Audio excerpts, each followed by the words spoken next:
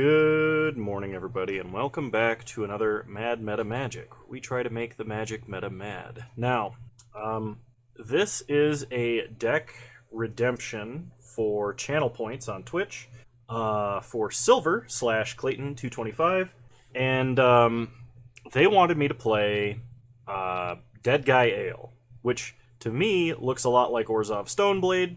I'm not going to pretend to know the difference, because Orzhov Stoneblade is technically a meta deck, but there are a few very off-meta choices in this deck, at least from what I can tell. So this deck is looking to play kind of a tempo-ish, grindy game plan. In the 1-mana slot, we have the Push Inquisition Thoughtseize package, which is pretty standard in any deck playing black in the current modern metagame. We've got 4 Stoneforge Mystics that can fetch Fire and Ice, Batterskull, or Cauldron Complete, to try and either end the game quickly or provide disruption or make our threats better. Also in the 2-mana slot, we have Turok Dread Cantor, which is a 2-mana 2/1 pro-white with Kicker for double black, and if he enters the battlefield with his Kicker, he Hymn to Turoks our opponent, which is very, very strong. He also just gets bigger whenever your opponent discards cards, so, you know, Thoughtseize, Inquisition get a little more value with this guy on the battlefield. We're only playing 2 of them, presumably because he's legendary. As our removal spell of choice, in the 2-mana slot we have Damn, which is just 2-mana unconditional removal at sorcery speed, which can also be upgraded to Wrath if you are playing white, and we are. And then we're playing Dauthi Voidwalker. Dauthi Voidwalker being a 2-mana 3/2 with Shadow, which is effectively unblockable and can't block in most situations. It wields equipment very well. It has a very, very powerful effect. So if a card would go to your opponent's graveyard from anywhere, instead it gets exiled with a counter, and then you can tap it, sack it, and cast a card an opponent owns this way without paying its mana cost. So if your opponent happens to be playing Tron, and you exile a Planeswalker by making them discard it, or blowing it up with Vindicate or something like that, then you can just sack your Voidwalker and get your opponent's Karn, and then it's game over, because how the heck do they come back from that? Card's very strong. We have Lingering Souls, because Lingering Souls wields equipment. It's excellent in the grindy game plan, because if we have to discard it to our own Liliana of the Veil, we can flashback it to get more tokens. We're also playing Liliana of the Veil. Liliana of the Veil, I don't think is that good in the current metagame, but still has utility. She's still a very good card. Forcing both players to discard, because we can turn top deck hand hate and stuff like that we no longer want into unconditional discard if our opponent has minimal cards in hand. We have Kaya's Guile, because the card is very strong. It does basically everything we want. It can remove creatures, it can exile our opponent's grave, it can make a attacker or a blocker, and it can gain us life, or it can do all of those things if we just happen to have the mana for it. Vindicate, we're running 4 of, just unconditional removal for any permanent. It's one of my favorite cards in the game. I've not gotten a lot of decks that are actually able to play this card, so kind of excited about that. And then, of course, the Artifact Equipment package. Out of the sideboard, we have Kataki War's Wage. So if we come up against Affinity, we can just tabernacle them for every permanent they have. It's a very, very powerful effect. Auriok Champion, which is excellent versus black and red. I'm not sure if this card should actually be the Sanctifier Envec or Auriok Champion. We had a really good showing with Sanctifier Envec the other day, and I talked to Silver briefly about this, but I don't remember what we landed on, and I couldn't find it in any of our chat history. But I know that he was trying to make minimal changes, because this is a list that he's actually going to take to a tournament. So I'm going to play the list as I found it. We've got Bitter Blossom, which we can play versus a control deck if we, just want to make some consistent tokens. An additional Dam if we need more removal spells. Multiple Plague Engineers, just because the Engineered Plague effect is very, very strong. 2 Ashioks to stop our opponent from searching as an additional Grave Hate. This also synergizes with Dauthi Voidwalker, so we could potentially get something big. And Void Mirrors to stop the Cascade, stop our opponents from playing big colorless spells and things like that. So without any further ado, I'll see you guys in round 1. I also apologize if anything happens to this league, or there's any weird recording shenanigans. I have been put on call at work, so that may disrupt the flow of things and could disrupt this video, but I'll see you guys in round 1. Alright, opening hand, we've got a Fatal Push, which is going to be good versus a lot of the aggressive decks in the current metagame. We've got a Stoneforge Mystic to follow it up and a Liliana to follow that up, so I'm going to keep this. Hopefully we don't just get absolutely wrecked by hand hate. But our opponent did mulligan to 5, and they are playing Tron. Alright, I'll make a deal with everybody right now. If my opponent beats me this match, I will play Tron for the next tryharding video. Okay, they play a Sanctum of Ugin. They crack Sphere for green, and Sylvan Scrying. Sure. I have a very strong feeling that they will not beat us, but I could be wrong. Crack Marsh Flats. Let's go ahead and get a Godless Shrine tapped. Untap. We draw another Fatal Push. So, play Urborg. Play Stoneforge. Let's go tutor up, I think just Kaldra. Pass the turn. Opponent untaps. Because I don't think life is going to matter all that much. We really just want to end this game as quickly as we can. And Batterskull, it, doesn't have haste. Kaldra does, so... Opponent plays the power plant we know about, then plays Chromatic Sphere. Sure. They sack it for green, so it looks like they have another Sylvan Scrying. This does appear to be actually green Tron, because no other variant of Tron plays stars, or plays spheres and scryings, at least to my knowledge. They get a tower, so they will have Tron next turn. We draw Liliana. Play Castle. Yeah, I think we're just going to go ahead and put this in play. Depending on my opponent's threat, if they have a threat, because they did mulligan pretty low, playing Liliana may have been better. But we'll find out. We also drew 2 Fatal Pushes versus Tron, so we effectively mulligan to 5. This Fatal Push I don't think kills anything of importance. Unless my opponent's playing Eldrazi Tron or something like that, and just happens to be playing Scrying. I can't imagine that that's actually the case, but I guess it's possible. Alright, all is dust. Opponent's gonna sack Sanctum and go looking for an Ulamog. Sure. We untap, really hoping for a Vindicate. Inquisition. Well, fire off Inquisition. We hit nothing. Play a Swamp. Play Liliana. Uptick. Discard Push. Opponent discards a Karn, Great Creator. Then plays Urza's Mine, so there will be no Ulamog this turn, thankfully. 4 mana, opponent plays Karn, Great Creator. They're going to Wish. Let's see what they get. Still really hoping for a Vindicate. If they get like a Pithing Needle and name Liliana, that's actually going to be a huge problem. Liquid Metal Coating is not as big of a deal, but is still a problem.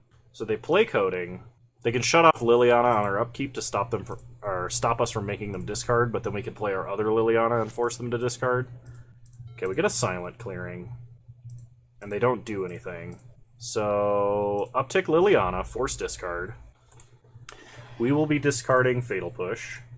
Opponent discards Ancient Stirrings. Play Silent Clearing. Cycle Silent Clearing. We get another Stoneforge Mystic. Play a new copy of Liliana. Keep the new one. And force each player to discard. Opponent targets Liquid Metal Coating with Liquid Metal Coating. Not sure if that was supposed to be the case. Discard Marsh Flats. Force our opponent to discard Ulamog. Now, one thing that I didn't realize is that I only have 1 white mana, and my opponent can just blow it up this turn, which kind of sucks, because I won't be able to play this Stoneforge Mystic. 9 mana, so this is probably a Walking Ballista. Oh, it's an Ugin. Okay, I'm not sure I can beat an Ugin. Not from this board. That was a pretty excellent top deck for my opponent. Okay, they downtick Ugin X3 to kill Liliana. I imagine they just blow up our white source. They could blow up Castle Lochthwain, but I really don't think that's the play. They're blowing up Castle Lochthwain. Alright, you got it. We untap. We draw Lingering Souls. That doesn't really do anything. Alright, so we lost this game. I think our opponent got a little bit lucky. So we'll be bringing in Ashiok, bringing in Void Mirror. Kataki is actually somewhat good here. So what's bad against our opponent? Fatal Push is terrible. And Dam is somewhat questionable as well. I think I'm even willing to cut a Kaya's Guile. We'll just drop removal for these spells. And try it like this, I think. Bitter Blossom as an additional threat may also not be bad, but I don't think it's necessary. So let's see how good Void Mirror is versus Tron. Okay, we've got a Vindicate, we've got a Void Mirror, and we have a Stoneforge Mystic, so I will keep. We'll lead on Shambling Vent, pass the turn. Opponent leads on an Urza's Tower. Into a Chromatic Star. We untap and draw Castle Lochthwain. Play Concealed Courtyard. Play Void Mirror. Pass the turn. Opponent sacks star for green. Plays another star off of green mana. Then plays a power plant. Cracks star for green. Ancient Stirrings. Into a Chromatic Sphere. Okay. I almost want to save Vindicate for a basic if they were to play one, but we definitely have to Vindicate here. I'm going to Marsh Flats and go fetch up a basic Swamp because I want Castle Locthwain to come in untapped. I also have to be... Well, actually I don't have to be careful because we cast stuff, even if it's colorless with colored mana. Blow up the tower, pass the turn. Opponent plays Mine, so they would have had Tron, but they wouldn't have been able to play anything. They still can't, at least to my knowledge. We untap. We draw Douthie Voidwalker. So play Castle Locthwain, play Stoneforge Mystic. We'll go and get Kaldra complete. Then play Douthie Voidwalker. Then pass the turn. Opponent untaps. And scoops. Alright. I don't know that we make any adjustments for Game 3. We're just going to run it back as is. Alright.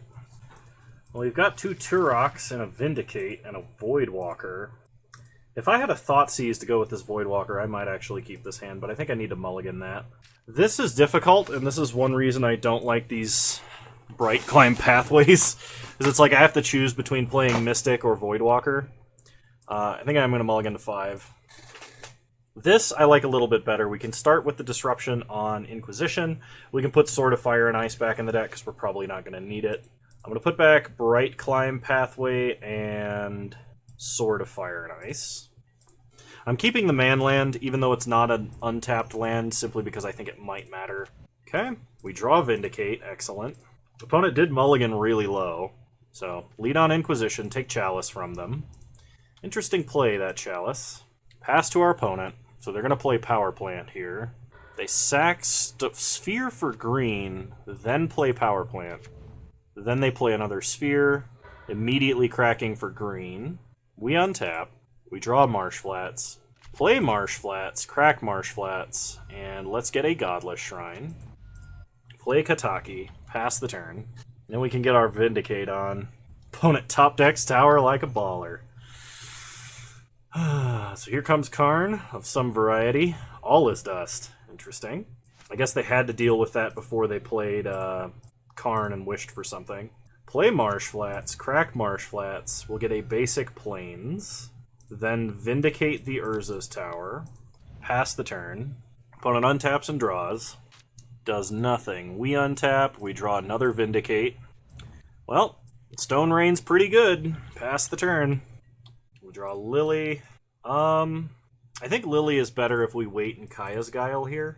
I'm not sure that they buy anything back from the grave at all, but let's exile their grave and make a flyer. Honestly, this probably just makes it so they can wish for Chalice and stuff, but okay, we draw land, play Godless Shrine tapped, go to combat, attack for 1. Opponent takes 1, goes to 19. Play Lily. Uptick Lily, force him to discard. Opponent discards Karn, which is the only card we knew about. Pass the turn. So there are a number of top decks that pretty much just end our opponent's ability to play the game. We just have to find them. Opponent gets a forest, so they can cast Sylvan Scrying. Okay. Liliana is still going to do a lot of work taxing our opponent's hand here. But if we get another Vindicate, if we get a Void Mirror, like, play Concealed Courtyard, uptick, and if we ult Lily and force them to sack basically any Tron land, they're probably also going to be out of this game. Opponent discards a Force of Vigor. Force of Vigor does not kill Void Mirror unless you hardcast it, and they're probably not hardcasting it ever.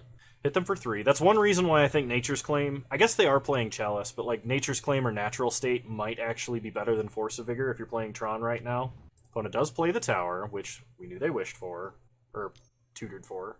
They play Chromatic Star. They sack it for green. Draw a card. They play another Chromatic Star. They sack it for green, drawing a card. Okay, we untap. We draw Stoneforge Mystic. Man, I can almost go get Sword and just equip it. We are going to play the Mystic. We are going to get Sword. We're just not going to be able to equip this turn. Uptick Liliana to 6, force our opponent to discard. So, like, my opponent has to have last Tron land and Ugin. I think to even stay in the game. Or I guess another All Is Dust would work. But if they don't have an All Is Dust or O-Stone or Ugin, I think O-Stone's actually better than Ugin or All Is Dust. But they seem to be playing All Is Dust because they want to Wrath on 3 off of Tron mana. If they don't have any of those 3 cards, I'm pretty sure they lose. If they have All Is Dust, it leaves around the sword, or Ugin, it leaves around the sword, and then we can just suit up the manland and attack with that, getting an extra draw, and if it's Ugin, dealing damage to Ugin. If they have O-Stone, we're left with just the manland and we're top decking. So O-Stone would be the best card against us right now. Okay, they discard Ulamog. Pass. I should have attacked there. I hit F6 twice. That was my bad. Sorry for the punt. It wouldn't be a Kano video if I didn't F6 through a turn, right? So opponent plays Karn, who is not long for this world. But we can't equip the sword, so they've got that going for him. They could uptick him to try and get him to survive. And our next turn play very heavily depends on what our opponent does with Karn. I think wishing is the correct thing for our opponent to do. Like even if they just wish for a sphere or a star or even chalice out of the exile zone that we put there, that might be the correct thing for our opponent to do. If they do that, if they wish, we attack and kill Karn. We can actually ult Liliana and see if we can get our opponent to sack Karn before attacking and killing him. Because if they do, then we can equip sword and then attack. They uptick him. No targets. Okay, so we untap. We draw a Thoughtseize. Let's see. So if we ult Liliana, we lose her. If we uptick, we force our opponent to discard their last card, and then we can ult next turn for even more value. We can hit Karn for a lot, because my opponent wants to be able to wish next turn, and then play something. If we uptick Lily to 7, we force them to discard their last card, and we can take Karn down to 2. So he can wish next turn, but he will not be able to wish for... or he won't be able to stick around after wishing. The alternative is ulting Liliana here and trying to get our opponent to sack Karn, which I don't think they're likely to do. Like I could put like Tower Karn in a pile and then 3 lands in the other pile. I actually think I'm going to do that. And I think that this is fine because I have Thoughtseize. I suppose I could have led on Thoughtseize, but I want my opponent to make this decision without having the information of what I'm holding. Because, like, this could be any number of things that would be very bad for our opponent. So we'll put Karn and a Tower in their hand, and we'll leave them with green mana and another land in their in a pile, not their hand. I could have done 2 lands versus 2 lands in Karn to try and get a double Stone Rain. Okay, so now we Thoughtseize, and if it's a land, it's a land, but we get to take Wormcoil from them, fire up Shambling Vent, go to combat, and everybody hits Karn. Then they're basically forced to wish for a sphere, because they just won't be able to play anything else, and they have no cards in hand. I guess if they have a land, if they top deck a land, alright, so they're wishing. They wish for Chromatic Sphere, and they play it. Alright, so now it's on us to end this game as quickly as we can. We draw Ashiok, which I think helps, but let's suit up the Spirit.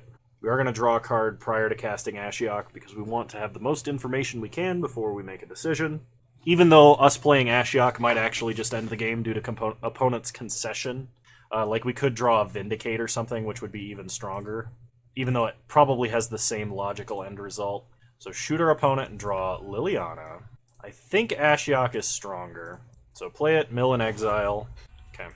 And Ashiok stops our opponent's...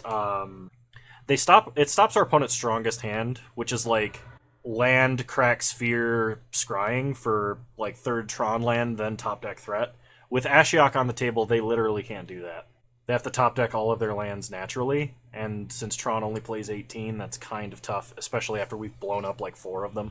But I'm pretty sure that game was over since we ulted Liliana. We could have ended that any way we wanted to. So sorry, Tron fans, but I won't be playing Tron for the next tryharding. Because of the reasons you just saw. I'll see you guys in round 2. And to step away for a snack really quick. Alright. This hand would be stronger with Hand Hate or a 3rd land, but I think I'm going to keep it. So let's go ahead and lead on Marsh Flats, pass the turn.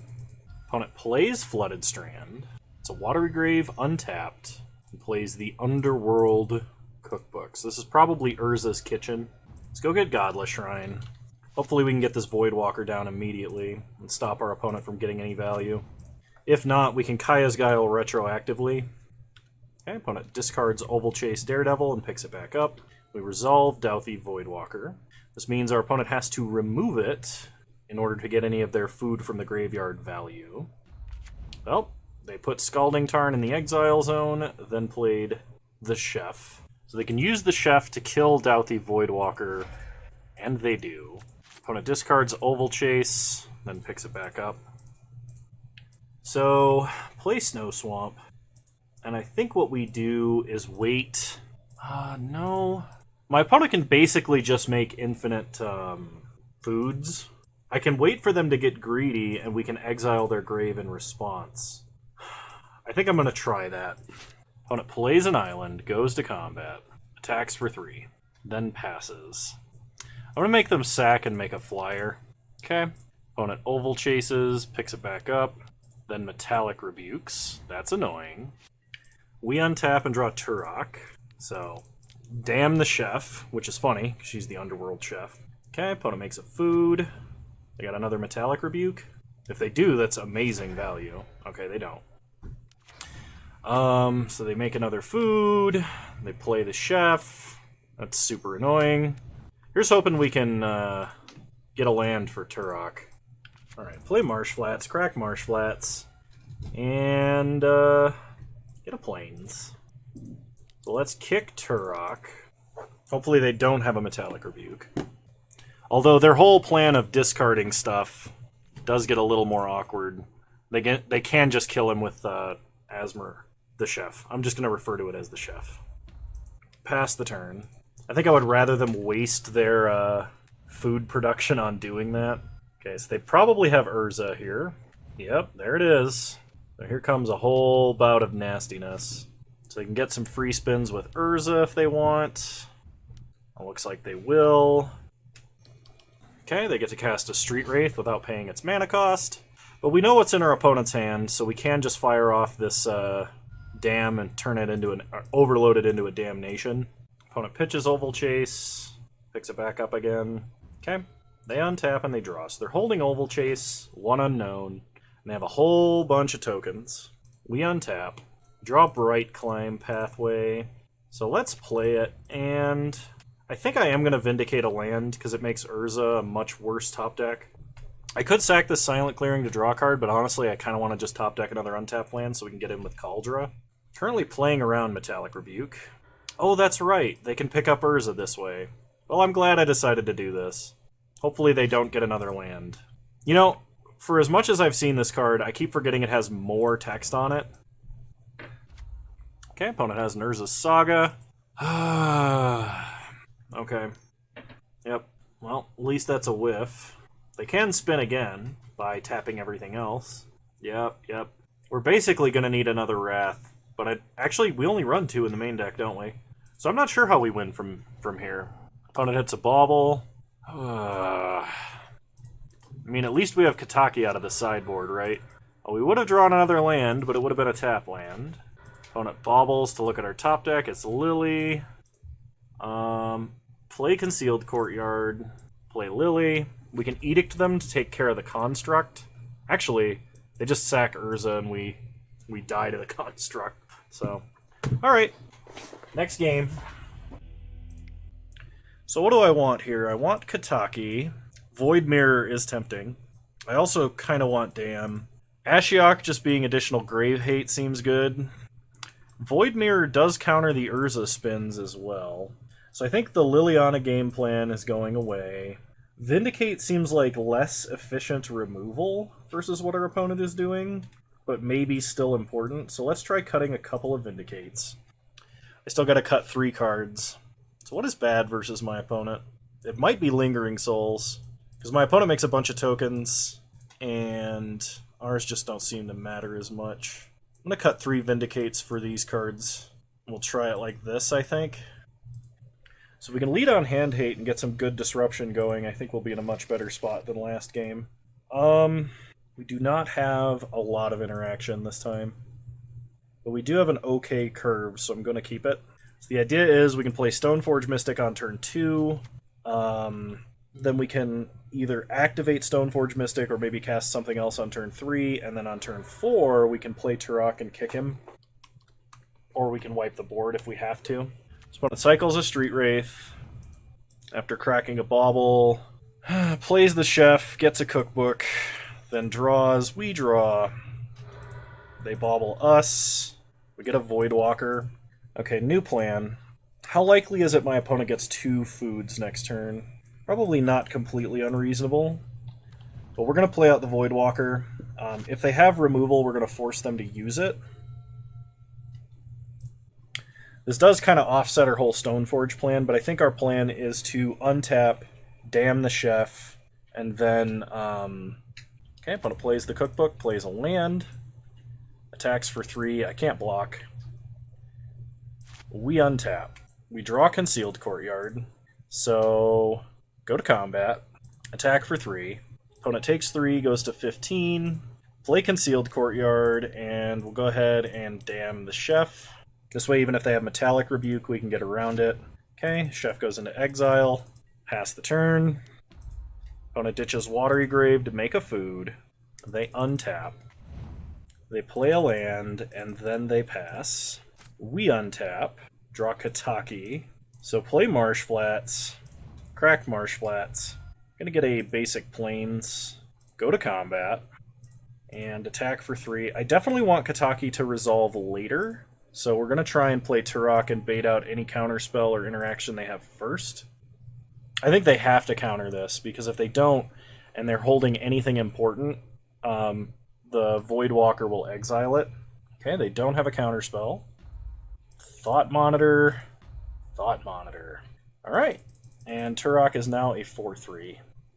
I guess Turok could potentially be slightly important, because if they are running white and playing something like Prismatic Ending, he completely dodges that. Opponent is thinking about discarding with the book. If they do, they grow Turok.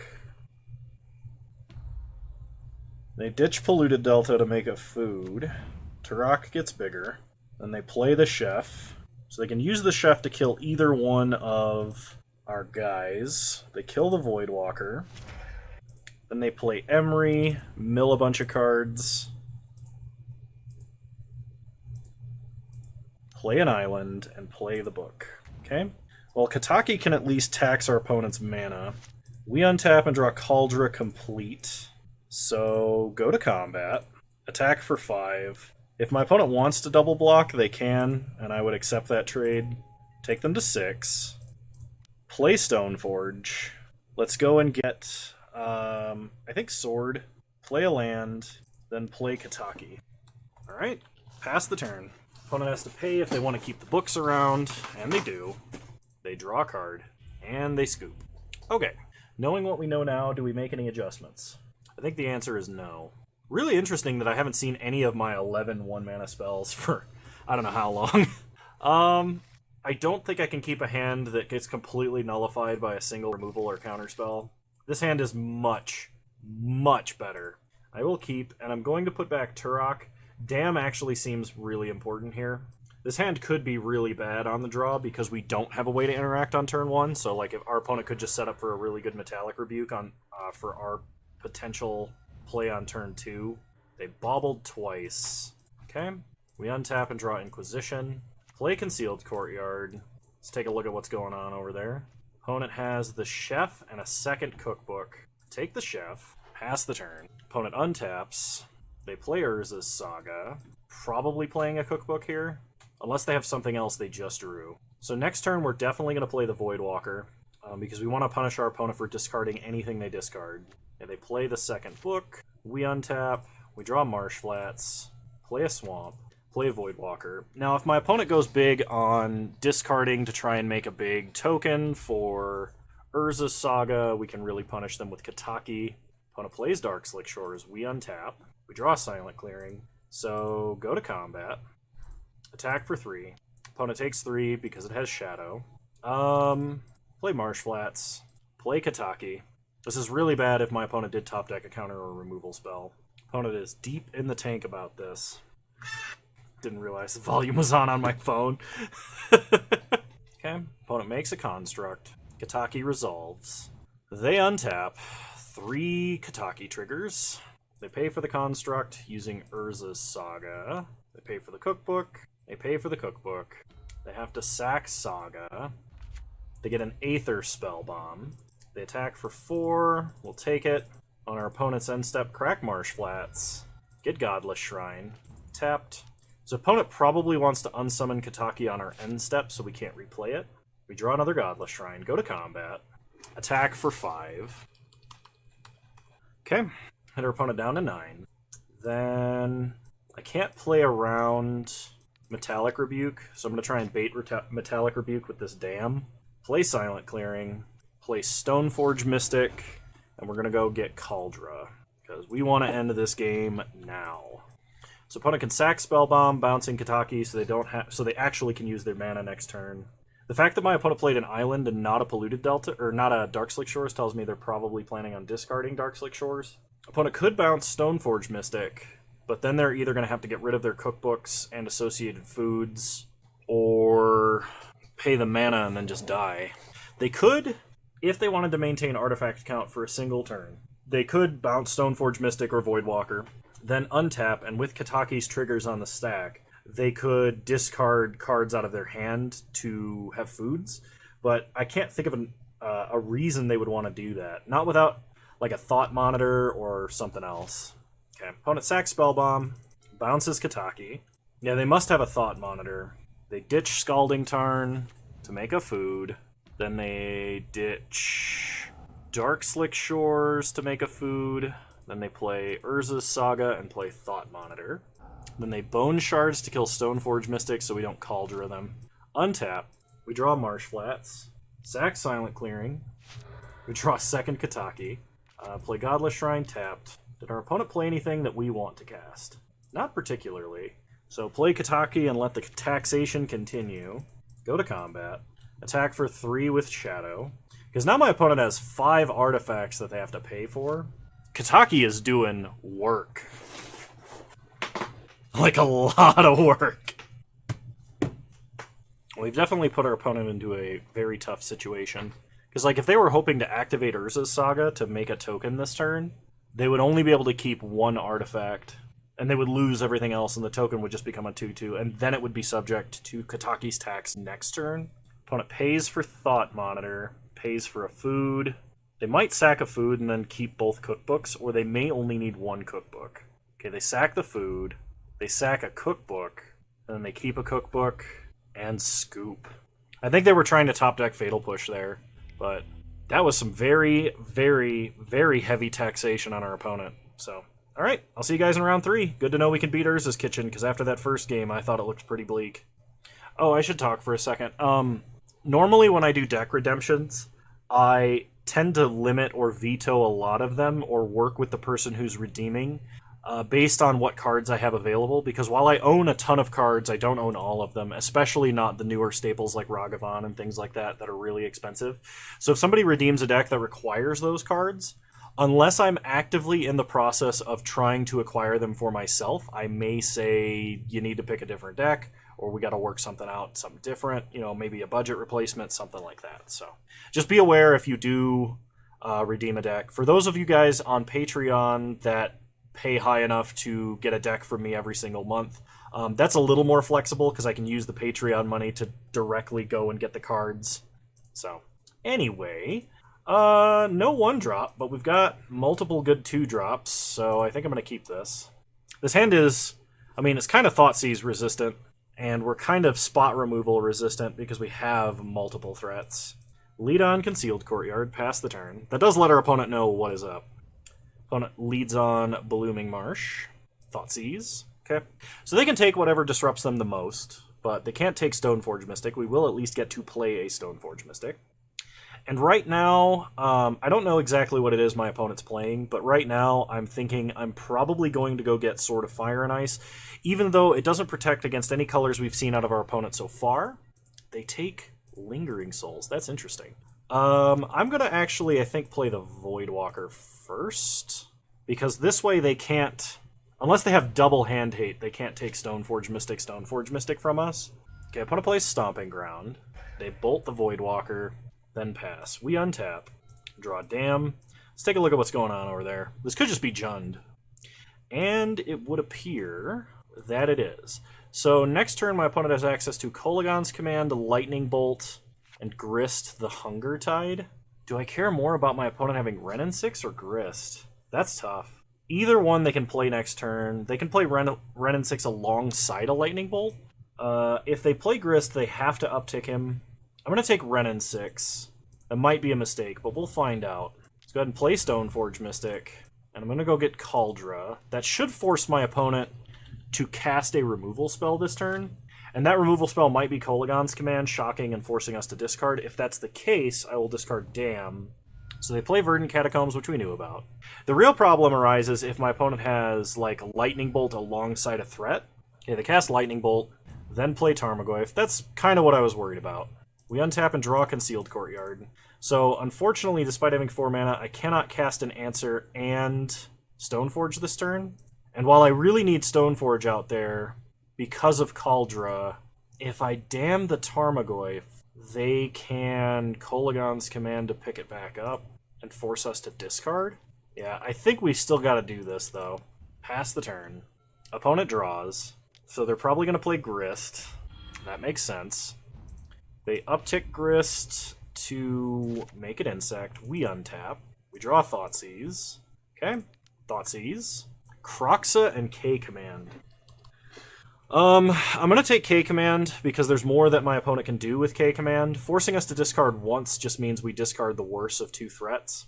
So now I can Stoneforge Mystic, and we can go get Batterskull or Sword. Sword doesn't protect our creature from Grist, so we're going to go get Batterskull. Pass the turn. My opponent playing Kroxa can force us to discard, though. If they do, I actually think I might have to discard Kaldra, because while it is indestructible and very difficult for them to answer on board, if they... Yeah, I was going to say, if they cast Kroxa first, like they should, what's going to happen here is they can just down-tick Grist to sack an Insect and kill Stoneforge, and then we can, like, never resolve Kaldra. And if I discard Batterskull and my opponent top decks another hand hate spell or even a land to get back this Kroxa, Kaldra is going to do nothing all game, and we would have discarded both cards for no reason. So, gotta get rid of Kaldra. Very disappointed about that. Opponent Bone Splinters to kill Stoneforge, then plays a land. We untap. Really hoping we draw a land. Perfect. We have enough black mana sources. We'll just play Bright Climb Pathway. Run out Batterskull. My opponent will be able to reanimate Kroxa next turn. Okay, they did fetch up the correct mana. Not that I'm sure there was incorrect mana there, but they didn't make a mistake while doing that, I suppose, is what I'm trying to say. Okay, so here comes Kroxa. Then I assume my opponent will I think my opponent should uptick Grist unless they're thinking about Bone Splintersing here. Although that just doesn't make any sense to me at all. So Kroxa escaped. They plus. I think they should have plussed prior because they may have been able to get smarter exiles out of the grave to like maintain better delirium. We draw Sword of Fire and Ice, and that is pretty sick, actually, because that makes Kroxa a lot more useless. Go to combat, attack Grist. While my opponent would be dead in 2 swings, we need to remove our opponent's ability to... I guess they could Bone Splinters, and depending on if they can get another card in their graveyard for 1 mana or less, they might be able to reanimate Kroxa again. So they kill the Germ token. Then they Inquisition our empty hand. Okay, so they can get back Kroxa this turn. That Sword of Fire and Ice was an incredibly clutch top deck. We untap. We draw Vindicate. So I can flashback Lingering Souls, and then I could, like, Vindicate Kroxa or Grist. I think I'm going to do exactly that. So I am flashing back Lingering Souls this turn, 100%. The question is, what is more important to kill here? I think the answer is Kroxa, simply because Kroxa gives repeated value. My opponent making an Insect that doesn't fly does not matter as much, because we can just suit up a Spirit with Batterskull, unless my opponent top decks Instant Speed Removal. Yeah, I'm going to Vindicate Kroxa. This could be incorrect. Maybe it was correct to suit up with a, Sword of Fire and Ice, but opponent sacks Nurturing Peatland to draw a card. And scoops, we got there. Okay, versus Jund. Horiok Champion's coming in. For sure. Plague Insect, or Plague Engineer naming Insect is probably also good. Ashiok is potentially good because it neutralizes all of the fetch lands. It is anti-Croxa. It's good grave hate. Hang on, let me do this right. Put these in a pile, and then figure out what we're taking out for them. I also do like Dam. I'm just not sure I'm going to play all of them.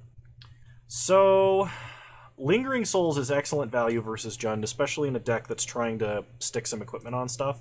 I think, going to drop 3 Vindicates. I know that's our Planeswalker answer, but we need to be sticking threats on the board, and trying to catch up against a deck that's as grindy as Jund, starting on like the 3rd turn, feels a little bit suspect.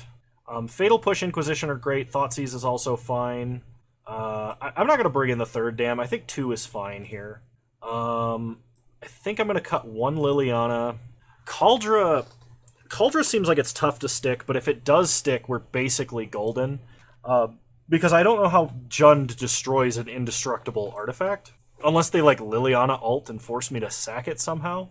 But that seems excessively narrow. We are on the draw, so maybe Thoughtseize is a lot worse. I think this is actually fine. Let's do it this way. Hopefully I don't regret dropping the Thoughtseize. I could also bring in Bitter Blossom, just to get some repeated value. That seems like something that might be good versus my opponent. Alright, I am going to keep this.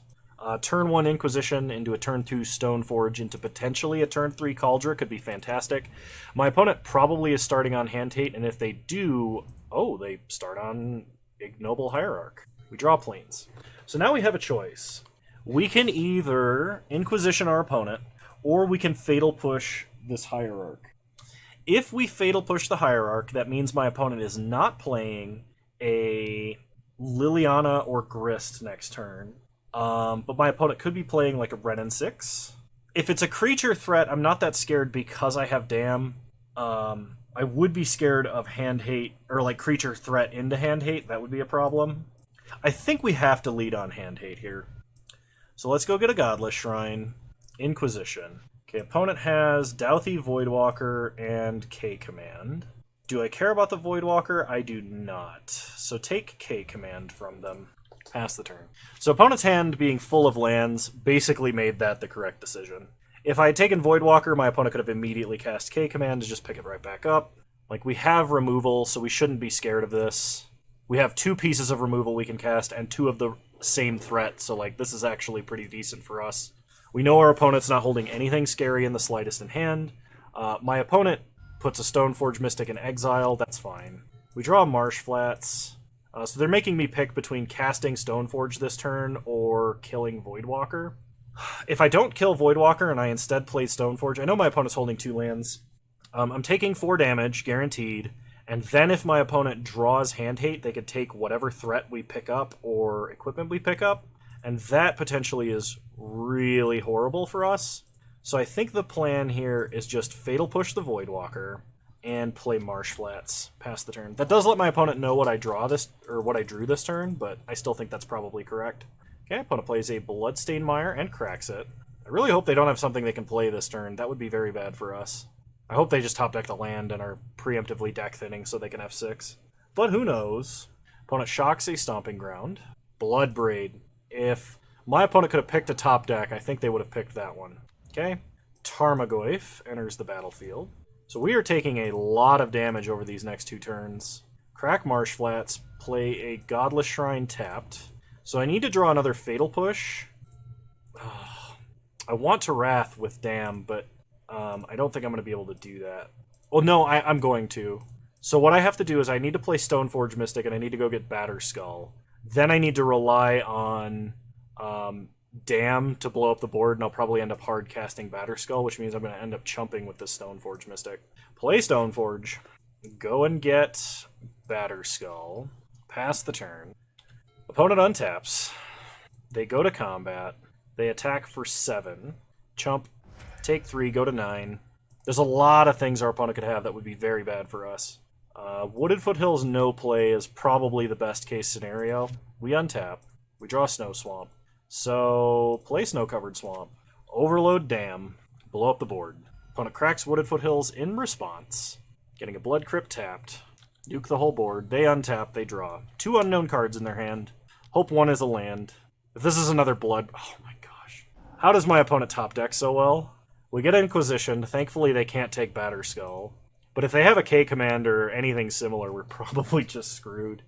They hit us for 3. They take us to 6. We could be dead to double bolts. We draw Fatal Push.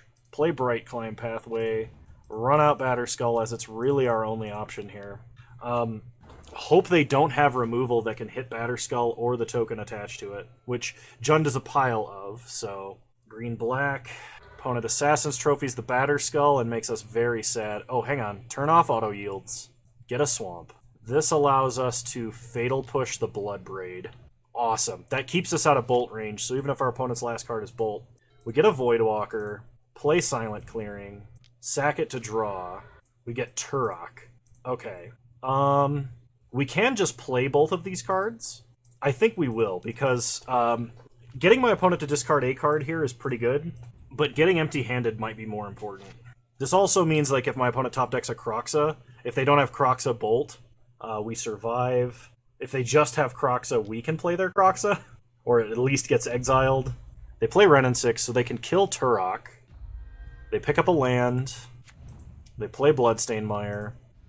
They sack Bloodstained Mire. They go to 11, getting a Swamp. Then they play Grist. Upticking, making a Insect. We untap. We draw Shambling Vent, which is actually not that bad of a top deck. No reason to take Thoughtseize or Bloodstained Mire here. Play Shambling Vent.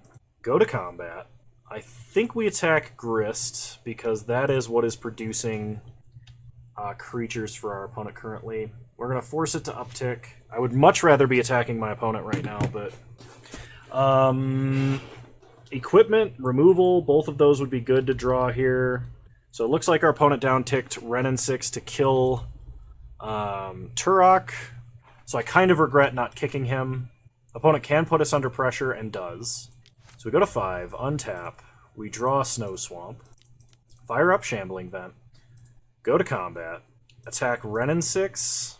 Attack Grist. Okay, opponent chumps. We gain life and kill Renin 6.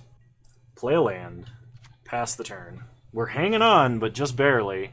Next turn we can kill Grist unless our opponent has removal for him. My opponent may attack for 1 and then Bone Splinters to kill Voidwalker. That would not be unreasonable. They didn't even attack for 1 first. They're just going to kill the Voidwalker. That tells me that they drew Kroxa, and they want him in the grave. Or not. Okay, we untap. We draw Kaya's Guile, which is actually huge. I can animate, but that prevents me from, like, every moding Kaya's Guile, so I'm just going to pass and wait for that. My opponent not playing a card might mean that they drew instant speed removal, and losing that Shambling Vent this early would be bad. Okay. Opponent is passing, so we are going to go with every mode. Gaining life, getting a 1/1 here is pretty big. Taking out our opponent's grave is also pretty big. We untap and draw Turok. So, go to combat. Attack for 1. I could have animated Shambling Vent there, and maybe I should have, but... Play Turok. Have him do his him thing. Opponent has a Fatal Push for him. Okay, so maybe it was better to animate Shambling Vent, but... Because then we would have had a 4/3 instead of a 2/3 with lifelink. Opponent plays a Renin 6. They can downtick to kill the Spirit, but if they do, they lose Renin 6 to Shambling Vent. Shambling Vent doing amazing work, by the way. Untap. We draw Douthie Voidwalker. Play the Voidwalker. Animate Shambling Vent. Go to combat. Kill Renin 6. Okay. I could potentially play a Renin 6 if I wanted to. I'm not sure I do. And opponent gives up. Alright. I figured that match was actually going to give us a lot more trouble, but we got a couple of lucky plays there. Definitely top decking that sword was huge. But we were just able to outgrind Jun, so there's something to be said about that. I'll see you guys in round 4. Alright, we are on the draw for round 4. This hand is not keepable. Against the Yorion deck, we're going to mulligan. Our opponent is probably playing a variation of the same deck we are. I will keep this. I'm going to put back Kaya's Guile. Because Yorion is the only other Stoneblade deck. Okay, I'm wrong. This could be, what's it called? Yorion Enchantments? There's a lot of Yorion enchantment builds. This could also just be like green-white. Okay, Oath of Nissa. Yes, okay. So this is the, like, Saheeli Rai cat combo flicker deck. We draw Bright Climb Pathway. So what do we do? I think we play the Voidwalker. So play Marsh Flats, fetch, get a Godless Shrine, play Voidwalker, pass the turn. That lets us attack Saheeli past our opponent's creatures if they were to play her and try and set up for like just the cat flicker the turn after. Opponent plays Grove, red, green, white, blue, Omnath. Okay, that is a little bit of a problem. We untap and draw, Vindicate. That is less of a problem now. Play a Plains, Vindicate, go to combat, attack for 3, hit our opponent to 14, pass the turn. Opponent plays another Oath of Nissa, kind of just to cycle it. They get a Felidar Guardian, so they do have the full combo. We just need to stop them from doing it. They play a fetch land, they get a Wooded Foothills and they flicker it, or they get a Wooded Foothills and immediately crack it for something.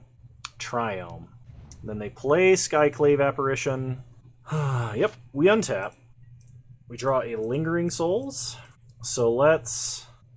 How much mana does my opponent have next turn? Assuming they're holding a land and they have the combo. It's 1, 2, 3, 4, 5, 6. They can play Felidar Guardian, flicker a land, then play Saheeli, clone Felidar Guardian, and win. Can I do anything about that? If I play Liliana and uptick, discarding Lingering Souls... Oh crap, I'm getting paged. Oh, never mind. Alright. Even if they have land, Felidar Guardian, Saheeli Rai, whatever their last card is, they can just ditch. So I think we're going to have to fake that we have removal. So play Grim Climb, play Lily, uptick, ditch Lingering Souls, force our opponent to discard Gilded Goose, pass the turn. So we are going to fake that we have removal for our opponent's situation. They play a land, so they have exactly enough mana and can go for it. They know Fatal Push would not do it because we can't activate Revolt, and it looks like they're just going to combo. That's frustrating. I really dislike how consistent Yorion decks seem to be. Although I have a feeling that the versions of Yorion decks that I play are naturally inconsistent because they're not good. So I definitely want Plague Engineer to name Cat. Ashiok might matter, so will Dam. Auriok Champion offsets Cat combo because it gains life. What do we drop in here? Vindicate seems too slow, although it does answer Saheeli pretty easily. They could just wait until they have enough mana to go for everything. I need to cut 4 cards. I think cutting a Thoughtseize is fine. Kaya's Guile, while it is one of our only Actually, I think Lingering Souls is pretty bad. I know we have it in here, especially to combo with Lily. I think I'm going to cut a Liliana, because we did bring in the Ashioks. And I'm going to cut one more Thoughtseize. We'll try it like this. Alright, we'll play first.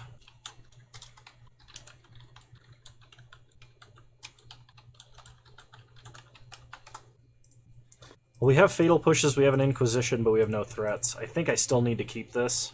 So start Concealed Courtyard and Inquisition. Opponent has Ephemerate, Veil of Summer, Wall of Blossoms. Take Veil from them. Pass the turn. Why is it typing my 6s into my opponent's time box? I have no idea. Okay, pass the turn. Opponent plays Misty, which is a card we didn't know they had. We draw Auriok Champion. So shock Godless Shrine, play Champion. We're going to save this Marsh Flats basically indefinitely, so that we always have a Revolt Fatal Push available. We might use a Fatal Push on this Wall of Blossoms if they play it on turn 2 to just prevent them from having a good Ephemerate target for a long period of time. Opponent plays a Plains. Plays Wall of Blossoms, we gain a life. They draw a card. We know 4 of the 6 cards they're holding. We draw Concealed Courtyard. Play Marsh Flats. Fatal Push. Go to combat. Hit them for 1. They untap. They play Oath of Nissa. And they get a Solitude. Solitude is not pushable, and they can just exile an Ephemerate to play it, and then Ephemerate it. They play birds, we gain a life. We untap. Draw Silent Clearing. Play Silent Clearing. I'm going to immediately cycle that to draw another Silent Clearing. Go to combat. Attack for 1. Okay, opponent no blocks. They take 1, they go to 16, then they pass. So they're probably going to go for the...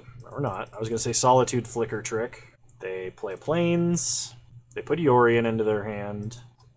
I don't know why I took it out of that. I should have actually left it where it was. Gain a life. Opponent plays Gilded Goose.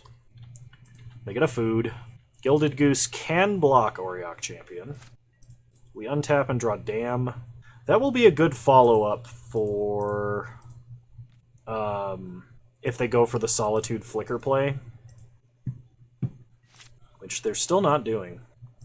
Opponent plays Renin 6. Plays Horizon Canopy. Sacks Horizon Canopy to draw. Picks up Horizon Canopy. Then passes.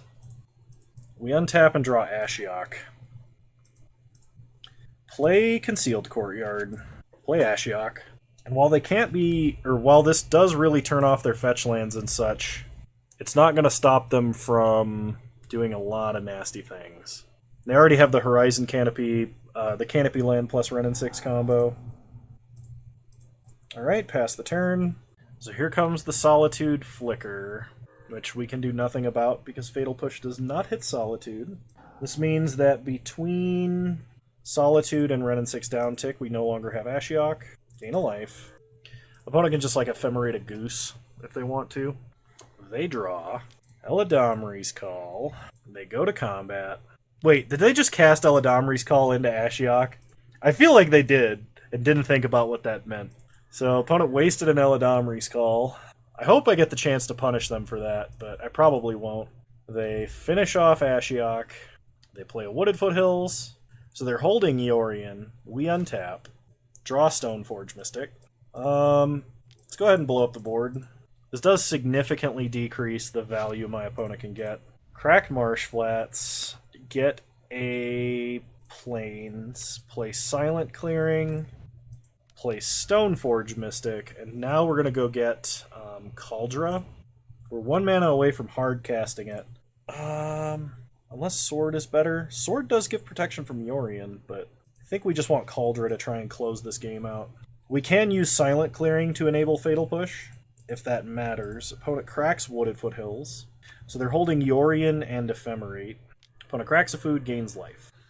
Sounds good, they untap. So my opponent actually could downtick Renin 6 on Stoneforge, and then flicker Renin 6 with Yorion, but they can't flicker... Actually, they can't use it again, because Yorion's a slow flicker, stuff comes back on the end step. So they could just play Yorion as a 4/5 flyer, which would be reasonable. And they could still draw a card off of Oath of Nissa. Opponent plays Horizon Canopy, which we knew they had. Cycles it. Probably picks it up with Renin 6. Yep. Then they play a Goose. So we untap. We draw Inquisition. Begin with Inquisition. Oh, opponent does not still have an Ephemerate? I don't know how I lost track of that. But that does make life a little bit easier. Put Kaldra into play. Living Weapon. Kill the Goose. Go to combat. Kill Renin 6 to stop the whole Phyrexian Arena shenanigans with Horizon Canopy. Opponent untaps. Cycles Horizon Canopy immediately. Plays a Birds. We untap. We draw Douthie Voidwalker. Cycle Silent Clearing. We get a Fatal Push. That's good because it stops my opponent from being able to block this turn. And we can just get in damage. Go to combat. Attack for 6. Hit them for 6. They go to 16. This opponent's probably going to play Yorion, Flicker the Oath. I think they played this Wooded Foothills. No, because they played Horizon Canopy. There's the Wooded Foothills. Okay. So they get back Oath of Nissa. They reveal Grove. Okay. Land is not that threatening. We untap. Draw Bright Climb Pathway. Go to combat. Attack our opponent for 8. Opponent takes 8. Goes to 10. Or 7. Play Bright Climb Pathway, because if I draw another untapped land, I can just put Kaldra onto Douthie Voidwalker, and unless my opponent has instant speed removal, they just die to it. They play Grove, they play Wall. We untap, we draw Thoughtseize, so go to combat. Attack, attack. Trying to force my opponent to react if they're going to. Okay, so kill Wall of Blossoms, trampling over. I forgot that this card has trample. Opponent goes down to 6. They sack a food and gain life. Then takes 3 off of Voidwalker. Okay, let's Thoughtseize. Opponent cracks Wooded Foothills. Breeding Pool tapped. Then Veils. Okay, that is pretty bad. Pass the turn. Opponent is still dead to an untapped land, provided they don't have instant speed removal. They basically have to have the combo to kill us, which is not impossible, but it's not super likely either. Opponent attacks us for 4. This tells me they have an Ephemerate. Or another blocker, I guess. Eldritch Evolution. Opponent gets Omnath. This does let them turn a land drop into Surviving. And then they play a Sanctifier and Vec. They exile basically our entire grave. That's fine, because I don't think we needed anything from it. Okay, there's an untapped land. So play a Swamp. Move Kaldra over so it has Shadow. Go to combat. Opponent cracks Windswept Heath and goes to 8. They're doing this now so that they can gain life prior to us attacking. This could matter if they have another land drop. Otherwise, we would have hit them down to 1, and they would have had to crack food before they could crack their fetch land, basically. Omnath is going to gain them a ton of life. Opponent plays another land. Opponent attacks us for 6. No blocks. Go to 12. My opponent is basically just outracing the damage an 8/7 can do by gaining 8 life every cycle of turns. We draw an Auriok Champion. Go to combat. Attack for 8. Opponent has Solitude, so they can exile Douthie Voidwalker. One moment. Spam calls. Okay, Solitude's really annoying. So play out Auriok Champion, pass the turn. We're very rapidly losing our handle on this game. If my opponent has a Flicker spell, and they can Flicker Solitude and take out our other creatures, we're basically done. We're not able to keep up with Omnath's life gain right now, because that card is really good. Like, even though the deck it was the best in no longer exists. Oh gosh, okay, well, at least we gain life, I guess, question mark. And my opponent is finally out of cards on turn 13. They attack us for 9, no blocks. We go to 12. We are dead to so many things, and that card does nothing. We actually have to equip Kaldra and stay on defense. We're dead to Saheeli, we're dead to anything that flickers, we're dead to... Are we dead to Wrenn and 6? No, but our opponent starts drawing cards again. Our opponent's deck, like, I guess I shouldn't feel bad about, though, because, like, our opponent's deck is difficult for us to interact with, because they do have an infinite combo, and we did not draw... Okay, yeah, that's game. There's no single card that we can draw that, like, wins here.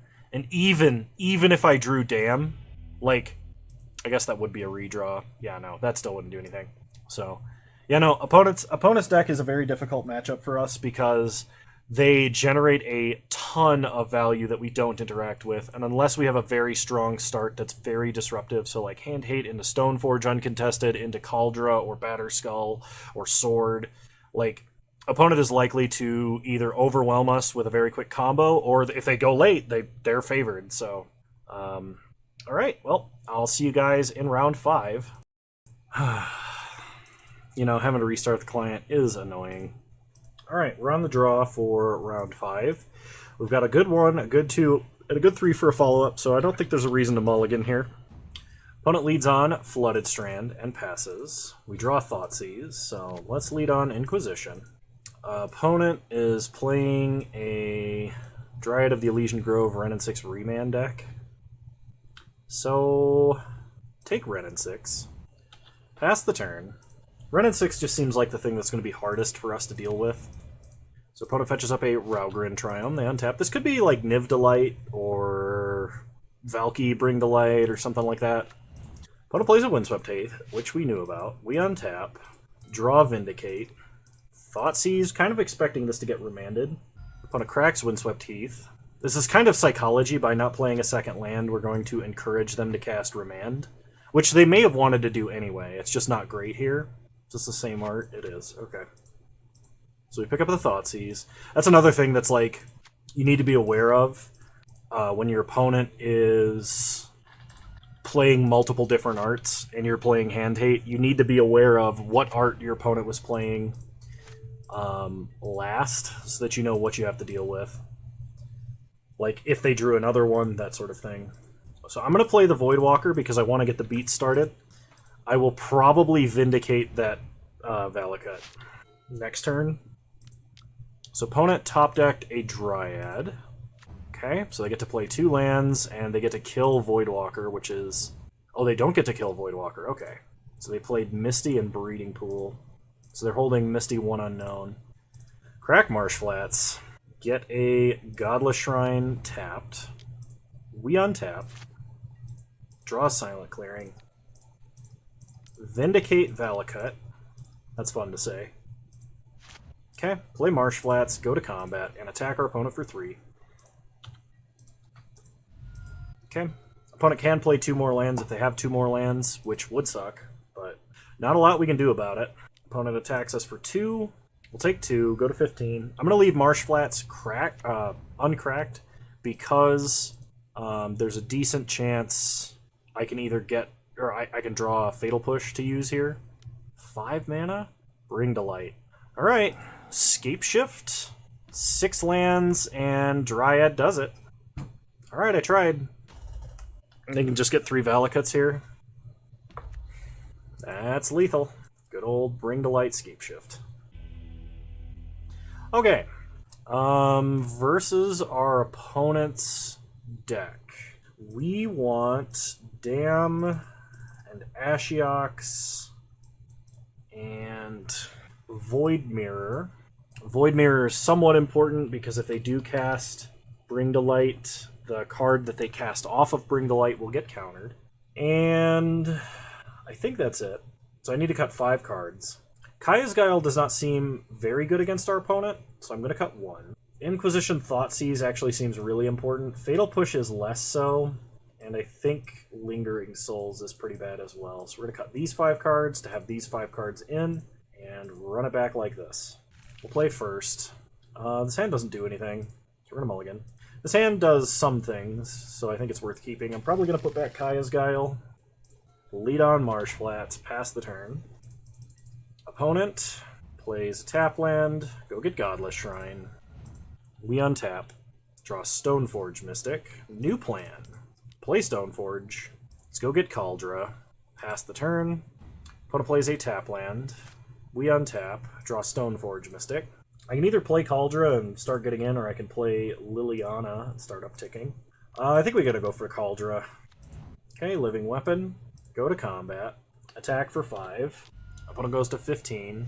They untap. So if my opponent has Remands and such, they basically have to have Dryad into land. Okay. They don't have the land portion of what I just said. In fact, them missing a land drop really, really tempts me to just Vindicate that Valakut. Go to combat. Attack for 5. My opponent only has 3 colors of mana, and they missed a land drop. That tells me that they're waiting on a land to possibly cast Bring to Light to go get something scary. And if they do, I want to cast Dam, because this is a higher priority target to kill. We can Vindicate next turn. Opponent has Veil of Summer. Okay. Well, that would have countered Vindicate as well.